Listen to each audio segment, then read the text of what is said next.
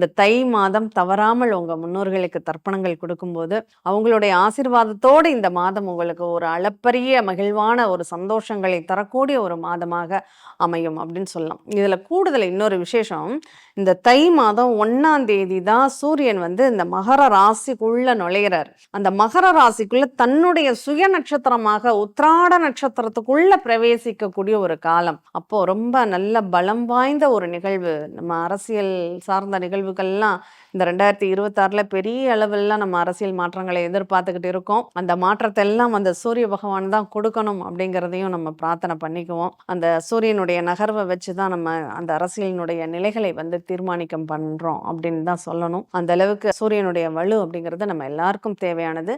அதனால சூரிய நமஸ்காரம் தை 1ஆம் தேதி தான் பண்ணணுங்கிறது இல்லைங்க. எப்போதுமே நம்ம சூரியனை பார்த்து நம்ம நமஸ்காரம் பண்றது நம்ம வாழ்க்கைக்கும் உடலுக்கும். இன்னைக்கு விட்டமின் டி குறைபாடுனால நிறைய பேர் நிறைய பிரச்சனைகளை சந்திக்கிறாங்க. காரணம் என்ன தெரியுமா? பெரும்பாலும் நம்ம இந்தியர்களுக்கு விட்டமின் டி குறைபாடு வர்றது கிடையாது. ஏன்னா வெயில்ல வந்து அவங்களுடைய ஸ்கின்னே அதுக்கான ஒரு ஸ்கின்னு தான். ஆனா இன்னைக்கு நிறைய என்ன பண்றாங்க, இந்த விட்டமின் டி குறைபாடுனால அவங்களுடைய கலாச்சாரங்கள் வந்து மேலை நாட்டு கலாச்சாரங்களை பின்பற்றுவதனாலும், ஏசியிலேயே ஒர்க் பண்றவங்களுக்கு அந்த வெயில்னா என்னன்னே பார்க்காம இருக்கிறவங்களுக்கு அந்த விட்டமின் டி குறைபாடு அப்படிங்கிறது வருது. அதற்கு தை மாதம் அந்த விட்டமின் கிடைக்கக்கூடிய ஒரு மாதமாக, அற்புதமான ஒரு மாதமாக இருக்கும். விட்டமின் டி குறைபாடு இருக்கிறவங்க தினம் ஒரு மணி நேரமாவது இந்த தை மாசம் சூரிய வெளிச்சத்துல நில்லுங்க. கண்டிப்பா உங்களுக்கு விட்டமின் சத்துக்கள் அப்படிங்கிறது நிறைவாக கிடைக்கும்.